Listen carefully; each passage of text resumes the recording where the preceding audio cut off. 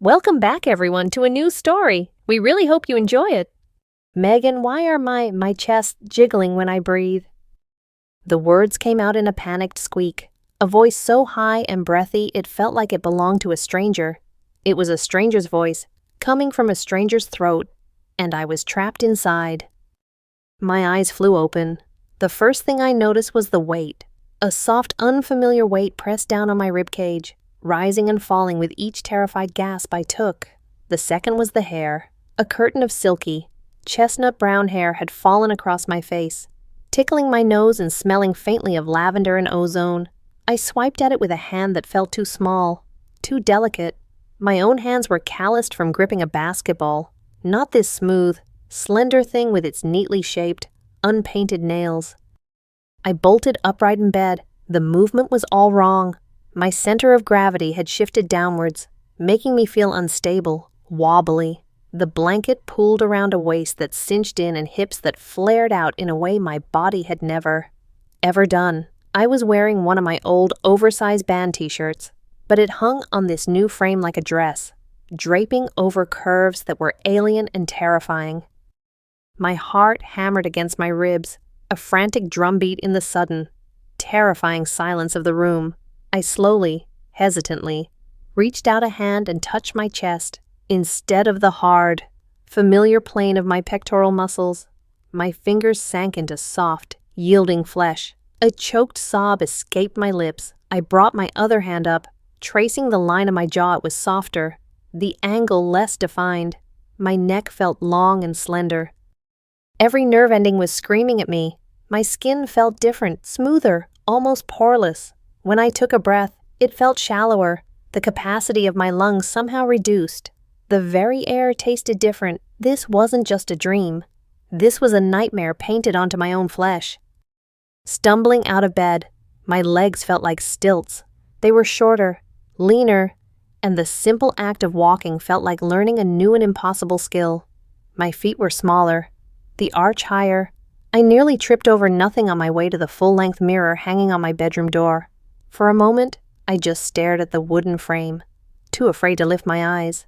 My own reflection had been my companion for 17 years.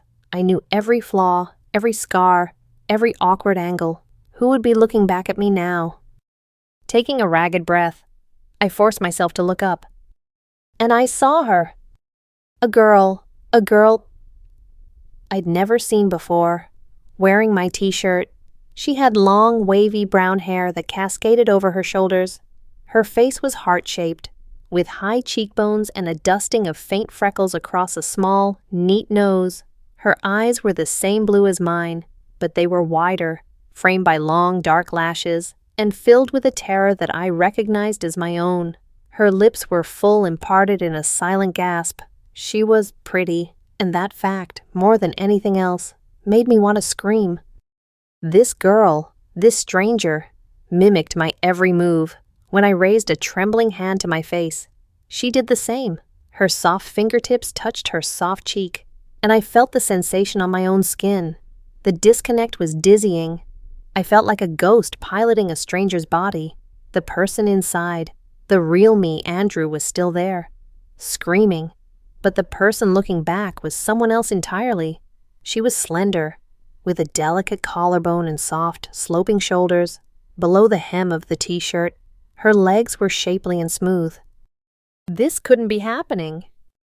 My mind raced, scrambling for a rational explanation. A prank, an elaborate hallucination, and then a memory, hazy and crackling with purple light, began to surface.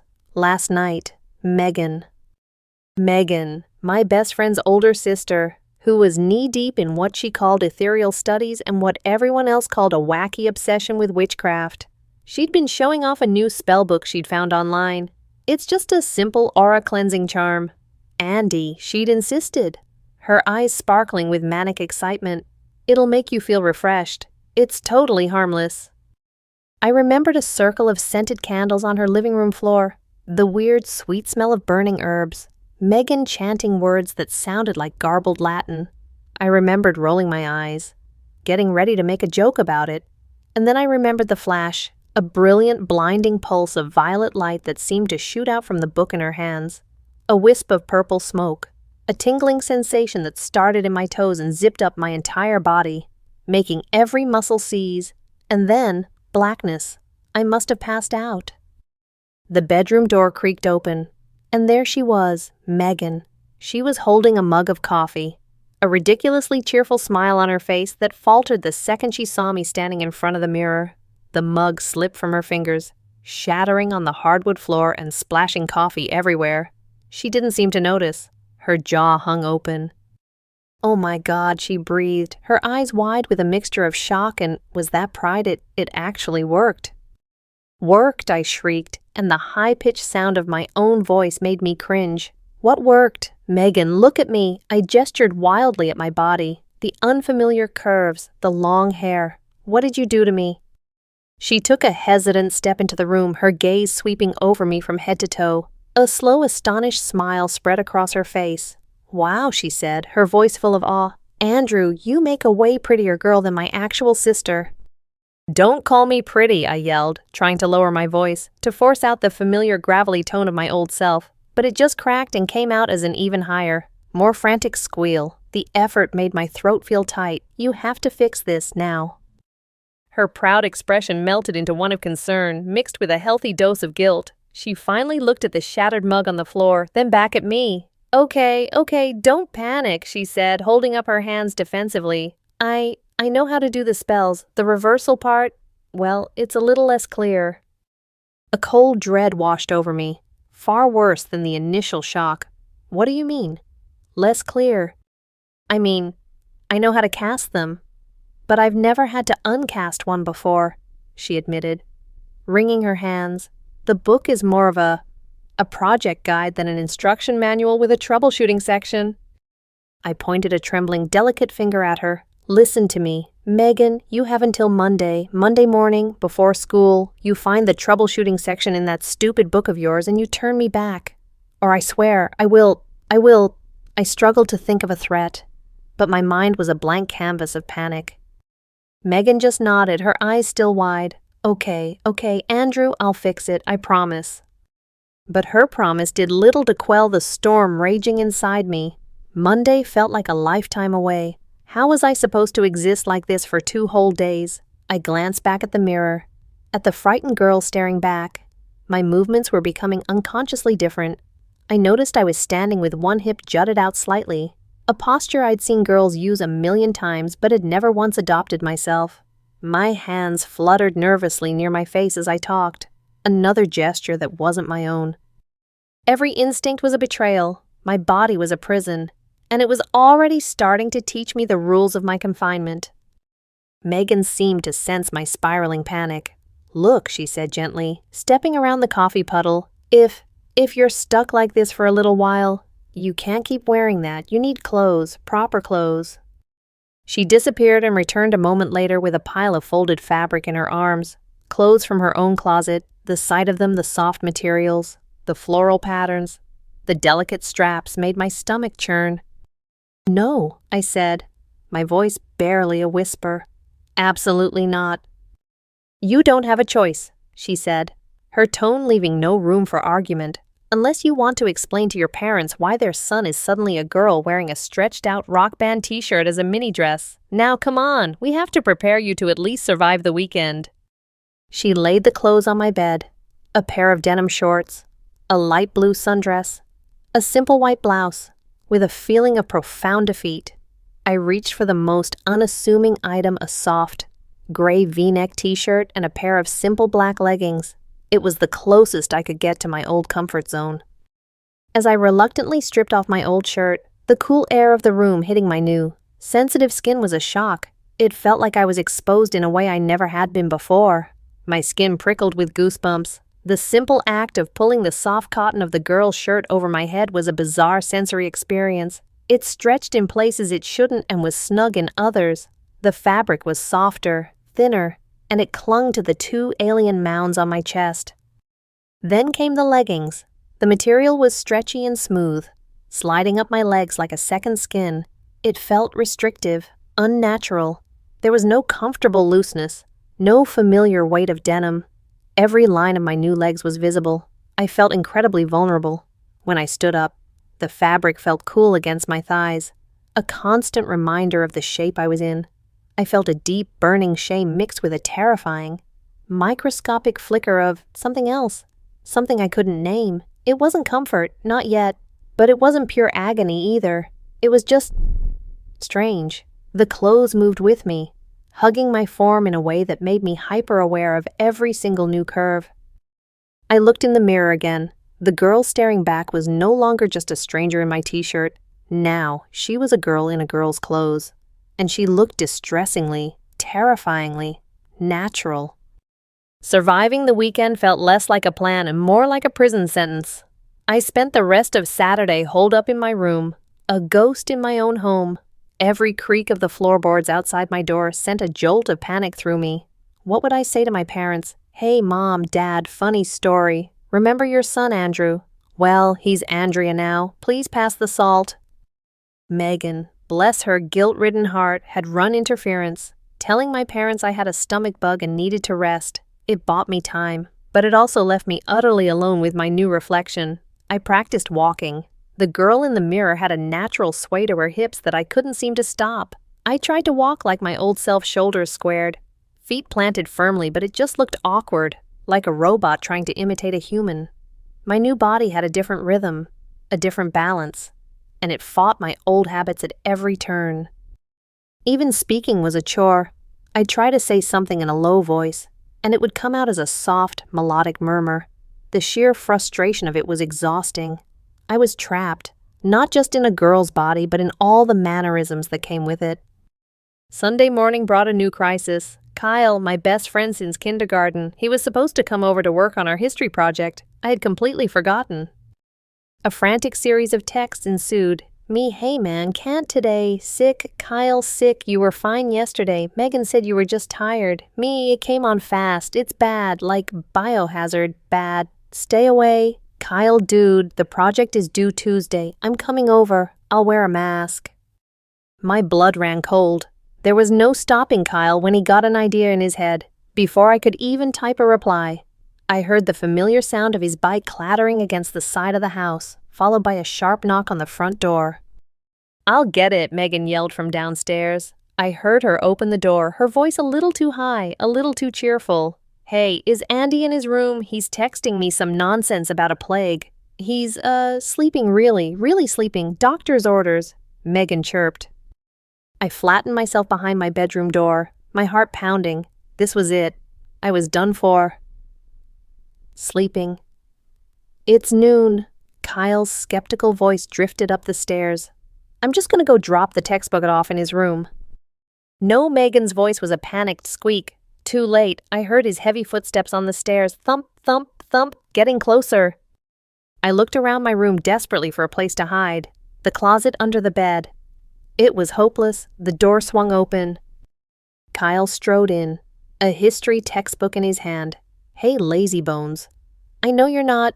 He stopped dead. His eyes widened, taking in the scene. He saw me, or rather, the girl who was me, cowering behind the door in a gray t-shirt and black leggings. His gaze flickered around the room, noting my familiar posters on the wall, my basketball sitting in the corner, and then back to the terrified stranger by the door. Confusion warred with suspicion on his face. Whoa, sorry, he stammered, holding up his hands. I thought this was Andrew's room. Is he, with you? He gave me a suggestive wiggle of his eyebrows, a smirk playing on his lips. Megan appeared in the doorway behind him, looking pale. Kyle, this is my cousin, Andrea. She's visiting. Kyle wasn't buying it. He looked from Megan's panicked face to my terrified one. He took another look at me, a longer one this time. His eyes narrowed, studying my features, the blue eyes, the shape of my mouth. He'd known my face for over a decade. He knew it better than anyone. A flicker of dawning horror, followed by utter disbelief, crossed his face. No, he whispered, no way. He took a step closer, peering at me. Andy. The name, my name, felt like a punch to the gut. I couldn't speak. I just gave a tiny, pathetic nod. For a moment, there was dead silence. Kyle's brain seemed to be short-circuiting. He looked at my face, then down at my chest, then back up at my face. His mouth opened and closed a few times, but no sound came out. Then a strange noise escaped his throat. It started as a snort, then became a choked gasp, and then he exploded.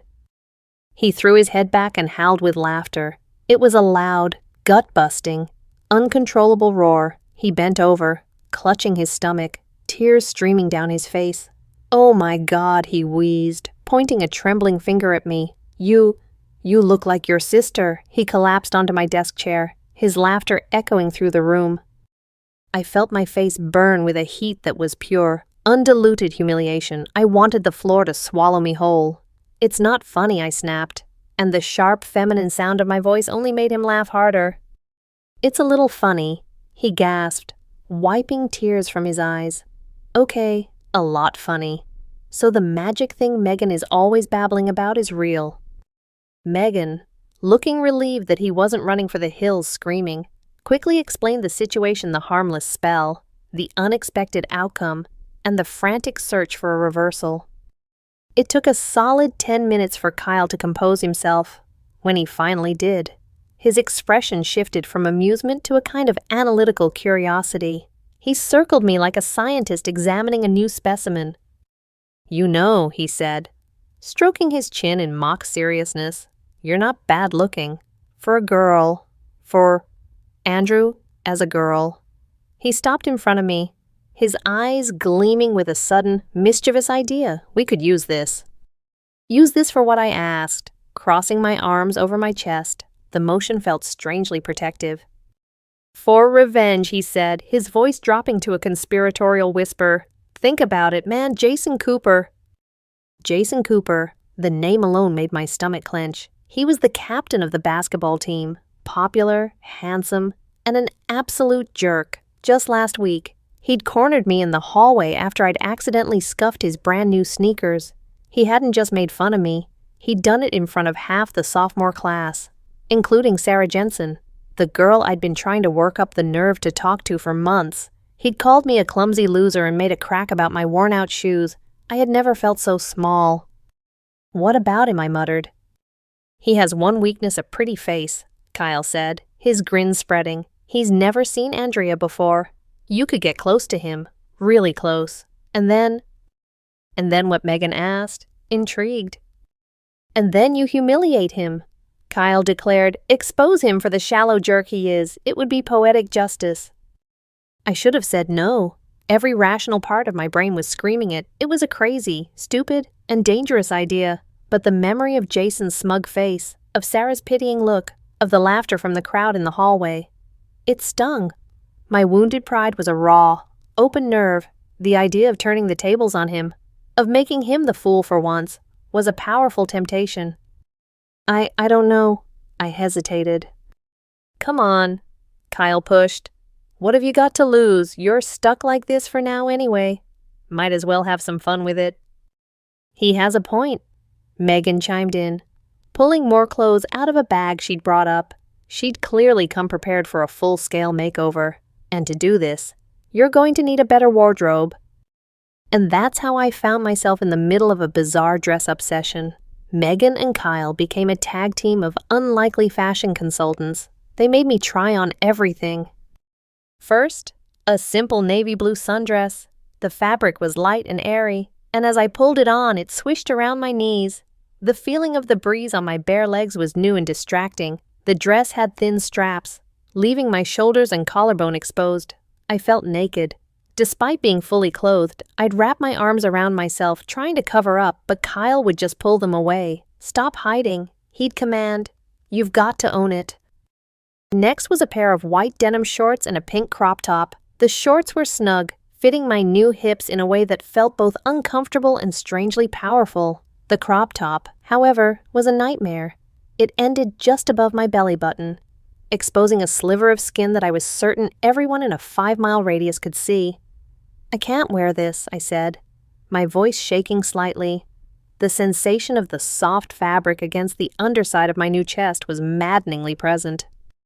"It looks great," Megan insisted. "It shows off your waist." I had a waist. That was a new and horrifying thought. They brought out shoes, a pair of simple white sneakers, which felt blessedly normal. Then a pair of flat, strappy sandals that made my feet feel tiny and exposed. Finally, a pair of ballet flats. I slipped them on, and the way they hugged my feet felt delicate, almost fragile. I took a few steps, and my gait was different, softer, quieter. With each outfit, a piece of Andrew seemed to chip away, replaced by this new person, Andrea. The clothes weren't just fabric, they were a costume, and wearing them forced me to play a part. The way I stood changed. I started to hold my hands differently, letting them rest on my hips or fidget with the hem of a shirt. A strange duality was taking root inside me. I was Andrew, trapped and miserable. But I was also Andrea, and as I looked at my reflection at the girl in the cute shorts, the girl in the pretty dress, a tiny, traitorous part of me couldn't deny that what Kyle said was true. She, this other me, wasn't bad looking at all. And the idea of Jason Cooper seeing this girl, of him falling for this girl, only to be brought down by the very person he'd mocked, it was a difficult idea to resist. Against my better judgment, my reason and my fear, I heard myself whisper, "Okay, let's do it." The plan was simple. Or so Kyle claimed. We'd go to the park, a known hangout spot for Jason and his friends on Sunday afternoons. I, as Andrea, would just happen to be there. Reading a book, Kyle would run into me and make an introduction. From there, I was supposed to be charming, mysterious, and just a little bit out of his league. Just be yourself, Kyle had said, which was the most useless piece of advice I had ever received. Which self was I supposed to be? Andrew, the guy who tripped over his own feet when he tried to talk to girls, or Andrea, this new person who felt like she was made of glass? Megan had picked out my outfit with the precision of a military strategist. We settled on the white denim shorts. They were snug but not overly revealing, and a simple, pale yellow t-shirt that was soft and fitted, hugging my new form in a way that made me feel constantly self-conscious. It was the least intimidating of the options. She'd even insisted I wear the ballet flats. They make your walk look more graceful, she'd argued. I just thought they made me feel like I might trip and break my ankle at any second. My long brown hair was brushed until it shone and left to hang loose over my shoulders, a constant, tickling presence on my neck and back. Walking to the park was an ordeal. I was hyper-aware of everything, the way the shorts felt against my skin, the slight click-clack of the flats on the pavement, the way my hair bounced with every step. But most of all, I was aware of people looking at me, men, women, teenagers. Their gazes would slide over me, linger for a second, and move on. It wasn't hostile, just appraisal. It was an experience so foreign to me as Andrew, who had spent most of his life cultivating an air of comfortable invisibility. As Andrea, I was suddenly shockingly visible, and it made my skin crawl. We found a bench near the basketball courts, as planned. My hands were trembling as I pulled a paperback from my bag. Pretending to read, my heart was a frantic bird beating against the cage of my ribs. And then I saw him, Jason Cooper. He was exactly as I remembered him, tall, athletic, with an easy confidence that bordered on arrogance. He was laughing with his friends, effortlessly sinking a basketball from the three-point line. He was the king of his court, and I was the spy sent to infiltrate the castle. "Okay, showtime," Kyle muttered beside me, before jogging off towards the courts. "Go get him." I watched as Kyle intercepted Jason, engaging him in some casual conversation. After a minute, Kyle gestured over in my direction. I saw Jason's eyes follow his finger. He looked right at me. His easy smile faltered for a fraction of a second. His eyes, a cool, assessing gray, swept over me from my hair down to my shoes and back up again. He wasn't looking at me the way he had in the hallway last week, with derision and dismissal. This was different. This was interest. A slow, appreciative smile spread across his face. He said something to Kyle, slapped him on the back, and started walking towards me. Every muscle in my body screamed run, but I was frozen to the bench. "Hey," he said, his voice smoother than I expected. He stopped in front of me, blocking the afternoon sun. "My friend Kyle says you're new around here. I'm Jason." I forced myself to look up at him, my heart hammering. "Andrea," I managed to say, my voice coming out softer and breathier than I intended. "Andrea," he repeated, testing the name on his tongue. He smiled. and it was infuriatingly charming. That's a beautiful name. It's a shame I haven't seen you around before. This was it, the moment to be aloof, to be dismissive, but my brain went blank. All the witty retorts I had practiced with Kyle vanished. Instead, a weird, impulsive boldness I didn't know I possessed took over. It was Andrea's boldness, not Andrew's. Well, maybe you weren't looking in the right places, I said.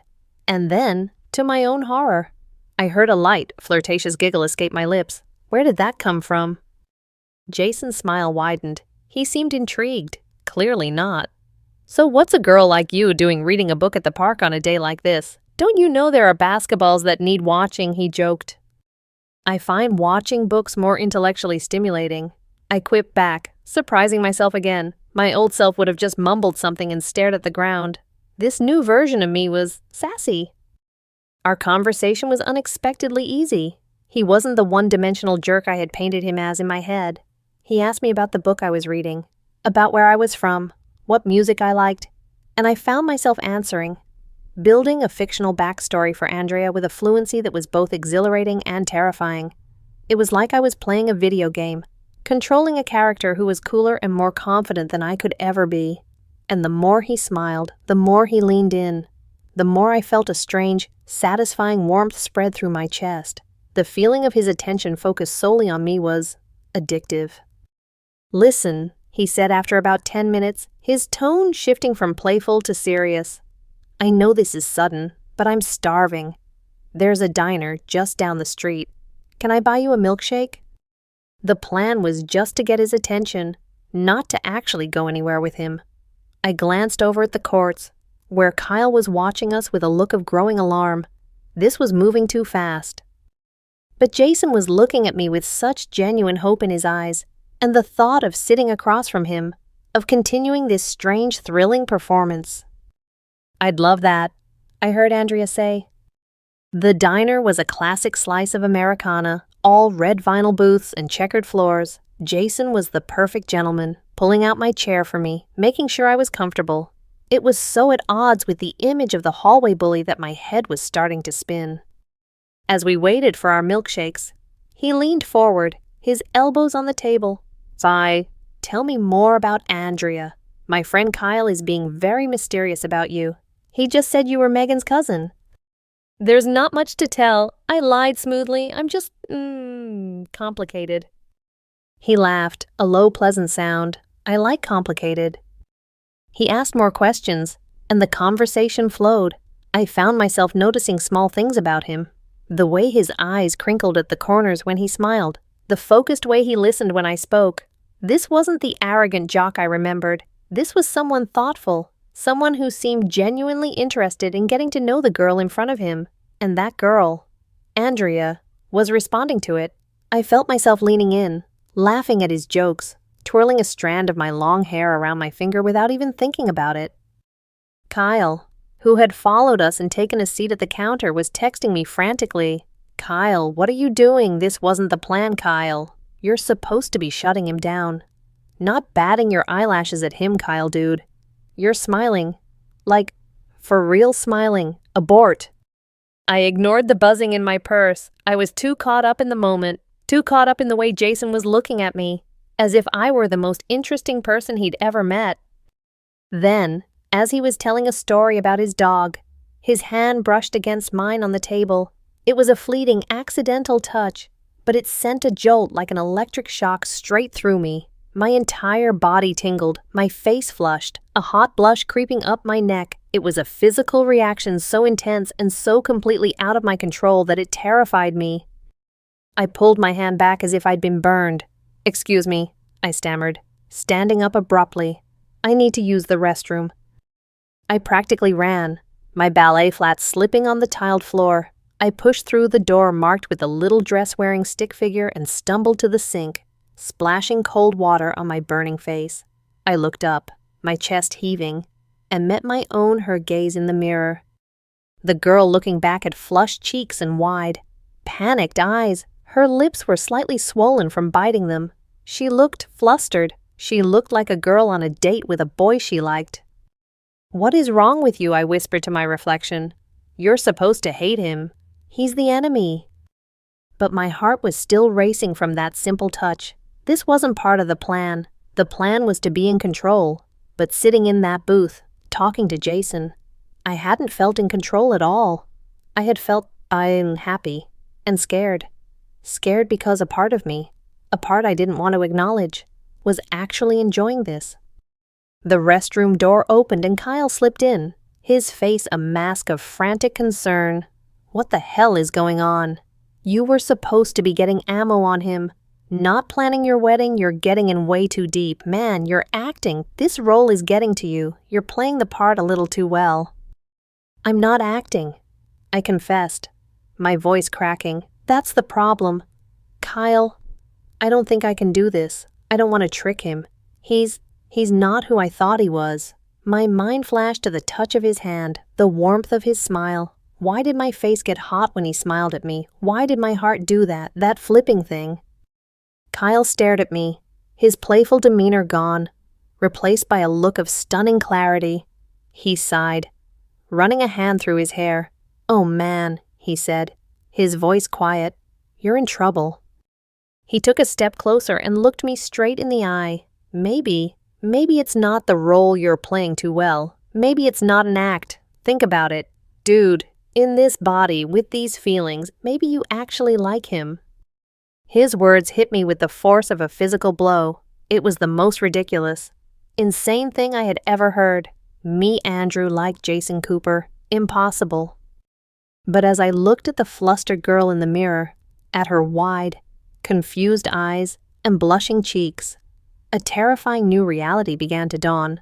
My brain, Andrew's brain, was screaming no, but Andrea's body, and the strange new heart beating inside of it, were telling a very different story. Kyle's words echoed in the small, tiled restroom. Maybe you actually like him.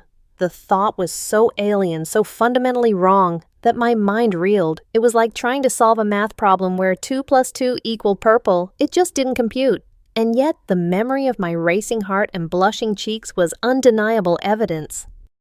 That's crazy, I whispered, more to myself than to Kyle. I'm Andrew. I don't like guys. I especially don't like Jason Cooper. You were Andrew, Kyle corrected gently. Right now, you're Andrea, and Andrea, apparently, thinks the guy you hate is cute. Look, I don't get it either. Man, but you can't keep going with this revenge plan if you're gonna get all fluttery every time he looks at you. You either need to end it now or, I don't know, this is way above my pay grade. He was right. The plan was dead. The righteous anger that had fueled it felt like a distant memory, replaced by a nauseating cocktail of confusion, guilt, and something terrifyingly close to attraction. I had to go back out there. I couldn't just leave him sitting in the booth. Taking a deep, shaky breath, I pushed the restroom door open and walked back to the table. My legs felt unsteady, each step a monumental effort. Jason looked up as I approached, his face etched with concern. Hey, are you okay? He asked, his gray eyes searching mine. You were gone for a while. I slid back into the booth. Avoiding his gaze, I stared at the condensation trickling down the side of my milkshake glass. I'm sorry, I said, my voice small. I don't think I can be here. Did I say something wrong? He asked, genuine confusion in his voice. If I did, I'm an idiot. Just tell me what it was. No, it's not you, I said, finally looking up at him. It's me. I shouldn't have come here. I wasn't being honest with you. I couldn't tell him the whole truth. Of course, but I could tell him a part of it. I came here with preconceived notions about you, and they were wrong. It wasn't fair of me. He looked surprised. Then a thoughtful expression settled on his face. He leaned back in the booth, crossing his arms. Let me guess, he said. You heard I was a jerk, an arrogant jock, something like that. I just nodded, my cheeks burning with shame. He let out a small, humorless laugh. Yeah, I get that a lot. And sometimes, I probably deserve it. He leaned forward again, his expression serious. But can I be honest with you, Andrea? I braced myself. The reason I wanted to talk to you today, it wasn't just because you're beautiful, he said, his voice low and sincere. Though you definitely are. he added with a small smile that made my stomach do another one of those treacherous flips. It's because Megan has mentioned you before, not you specifically, but her cousin. She said her cousin was going through this big change, a whole new style, a new attitude, trying to be more confident. And when I saw you today, looking so, I don't know, cool and self-assured, reading a book by yourself, I was impressed. My mind raced. Megan, in her infinite, meddling wisdom, had laid the groundwork. She had created a cover story for me without me even knowing. Jason didn't see a boy in a girl's body. He saw a girl coming into her own. But then he said something that knocked the air from my lungs. "You know, you remind me of this guy at school," he said. A faint, thoughtful frown on his face. "His name's Andrew, kinda quiet. Smart kid, probably don't know him." I held my breath. "I was a total ass to him last week," Jason continued, a look of genuine regret on his face, "and I felt bad about it ever since. The thing is, a few months ago, I saw him do something. Some of my teammates were giving this freshman kid a hard time, and Andrew, who is, like, half their size, stepped in. He didn't even raise his voice. He just stood there and told them to back off until they did. He was brave. He has this quiet strength." Jason shook his head, looking down at the table. He probably thinks I'm the biggest jerk on the planet, but I've always admired that about him, that inner toughness. He looked back up at me, his gaze intense. "When I saw you today, I saw some of that same strength, that same confidence. That's what I was drawn to. It wasn't just a pretty face." I couldn't breathe. My carefully constructed world, my entire understanding of Jason Cooper, of myself, was crumbling. He wasn't attracted to Andrea, the pretty girl. He was attracted to a quality he had first seen in Andrew. He liked the person inside, regardless of the packaging. He liked me. A tear I didn't know was there slipped down my cheek. I hastily wiped it away with the back of my hand, but Jason saw it. "Hey," he said softly, his voice full of alarm. I'm sorry, I'm rambling."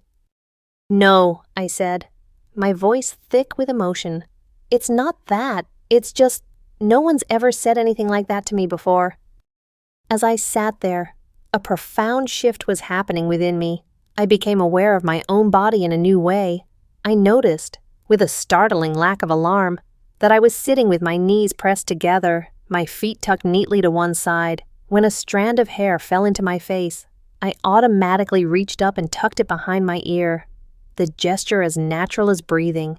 The soft, melodic voice I was speaking in no longer felt like a strained performance. It just felt like my voice, Andrea's voice, and for the first time, it didn't feel entirely separate from Andrew. The tension between us broke. The heavy air of confession was replaced by something lighter, more genuine. He saw my milkshake was untouched. "We can't let these go to waste," he said, his easy smile returning. "It's against diner law." He started telling me another stupid story about his dog, and I found myself laughing. A real genuine laugh that bubbled up from my chest. It was a lovely sound. He suggested we get out of the diner and go for a walk. I found myself agreeing without hesitation. We walked back towards the park as the sun began to set, casting long shadows across the grass. He bought us smoothies from a small stand, and we sat on a different bench, away from the basketball courts. Just talking. We talked about everything and nothing movies, summer jobs, annoying teachers. It was the most comfortable I had ever felt talking to anyone, let alone someone I was supposed to hate. At one point, as he was gesturing to make a point, the back of his hand brushed against mine where it rested on the bench between us. This time, instead of pulling away, I let it stay. The contact was brief, but the warmth from his skin lingered. My heart did that flipping thing again. But this time, it wasn't scary, it was nice. It was a quiet, thrilling hum beneath my skin. Looking at him in the fading light, at the kind smile on his face, I had to admit the undeniable truth. Kyle was right. This body, these clothes, this strange magical situation had unlocked something in me. I, Andrea, in this moment, really, truly liked Jason Cooper, and I had a sinking, terrifying suspicion that Andrew did, too. Walking home felt dreamlike. The sky was painted in soft shades of orange and purple. and the evening air was cool on my bare arms.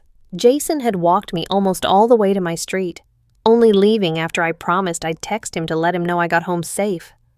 The casual intimacy of the request, the assumption that we would talk again, sent a warm flutter through my stomach. When I got back, the house was quiet. I slipped upstairs to my room and closed the door behind me, leaning against it for a long moment. My eyes closed. I could still feel the phantom warmth of his hand against mine, could still hear the sound of his laugh. I walked over to the full-length mirror, the same one that had shown me a monster just 2 days ago. I looked at the reflection, but I wasn't just seeing a stranger anymore. I saw Andrea. She was wearing denim shorts and a simple yellow t-shirt. Her hair was a little messy from the breeze. Her cheeks were still slightly flushed. Her eyes held a new light, a softness I hadn't seen before. I slowly raised a hand and touched her cheek. The skin was soft, warm.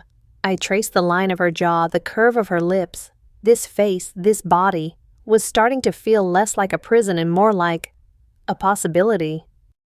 An impossible question began to form in the deepest, most terrified corner of my mind. If Megan finds a way to change me back, will I be happy about it? The old Andrew the awkward, invisible boy who loved basketball and fumbled his words around girls felt like a memory from a different lifetime. Being him was safe, familiar, but being Andrea today had been terrifying. Yes, but it had also been exhilarating. As Andrea, I was confident, I was witty, I was seen. Jason didn't just see a pretty girl, he saw a strength in me that I never knew I had, a strength he'd recognized from my old self. Who was I, really? Was I the boy I had always been, or was I the girl I was becoming? The line between them, once so clear and defined, was now hopelessly blurred. If I went back to being Andrew, would I lose this newfound confidence? Would I lose Jason? The thought sent a sharp, unexpected pang of regret through me. I spent the next hour just being. I sat on my bed, not reading, not looking at my phone, just feeling. I felt the soft material of the leggings I changed into. I ran my fingers through my long hair, marveling at the silky texture. I noticed the subtle way my body settled onto the mattress, the different distribution of weight. These sensations were no longer alien and alarming. They were just mine, for now. Just as I was sinking into this strange, contemplative peace, my door burst open. Megan stood there, her face flushed with excitement, clutching her leather-bound spellbook to her chest. "I found it," she announced, her voice a triumphant whisper. "I think I found it, the chapter on metaphysical realignment. It's basically a fancy way of saying undo button." My blood went cold. This was it. The moment I had been desperately praying for since Saturday morning. My ticket out. My return to normalcy. So why did my stomach feel like it was full of lead? It's complicated," she continued, flipping through the pages frantically. "It requires some rare ingredients, nothing crazy, mostly herbs I can get at that specialty shop downtown. And it has to be done at sunrise. But it looks feasible. There's like a 60% chance it will work perfectly." "And the other 40%, I asked, my voice barely audible. Megan scanned the page. "Minor residual effects, a temporary change in hair color, a sudden craving for pickles. It's not super clear, but it's the best shot we have." She looked at me, her eyes shining with relief and pride. "We can try it tomorrow morning. You can be Andrew again by the time you have to go to school." I should have been ecstatic. I should have been jumping for joy. But all I could do was stare at her, my mind a vortex of conflict. My old life, my friends, my parents, my dream of making the varsity basketball team, that was Andrew's life. It was a good life, wasn't it? But then there was this new life, the feeling of confidence, the easy way I could talk and laugh, the warmth in Jason's eyes when he looked at me, the thrilling, terrifying flutter in my chest. That was Andrea's life. Could I just, give it up? Could I go back to being the boy in the background after I'd spent a day as the girl in the spotlight? My phone buzzed on the nightstand, startling me. I picked it up. A new message. "Jason, did you get home safe?" My fingers trembled as I typed back a reply. "Yeah, I'm home. Thanks for walking with me." A moment later, he responded. The three little dots appeared and disappeared as he typed. My heart hammered in anticipation. "Jason, I had a really great time today. Andrea, I hope I get to see you again soon." I read the message once, twice. A slow, genuine smile spread across my face. The girl in the mirror smiled back. I looked from the phone screen to Megan, who was still chattering excitedly about magical herbs. The solution was right there. Freedom. A return to everything I had ever known. But for the first time since this whole nightmare began, I wasn't sure it was freedom I wanted. I thought about Monday morning, showing up to school as Andrew again, seeing Jason in the hallway. He wouldn't even look at me. I'd be invisible again. The thought was surprisingly, unbearably painful. I stood up and walked to the window, looking out at the scattered lights of our neighborhood. It was the same view I had looked at every night for years, but tonight, I was seeing it through different eyes. Everything was the same, but I was completely different. And maybe, just maybe, I didn't want to go back. "Andrew, are you okay?" Megan asked, her cheerful tone finally fading as she noticed my silence. I took a deep breath, the air filling lungs that felt both foreign and familiar. I turned from the window to face her, the words forming on my lips before my brain could stop them. "Megan," I began, my voice quiet but clear. What if I don't want to try the spell tomorrow?" Her jaw dropped. For the second time that weekend, she was utterly speechless. But I wasn't looking at her. I was looking past her, at my reflection in the dark window pane, at the girl with the long brown hair and the terrified, hopeful eyes. For the first time in my life, I wasn't entirely sure who I was, but for the first time in my life, that felt less like a curse and more like a choice.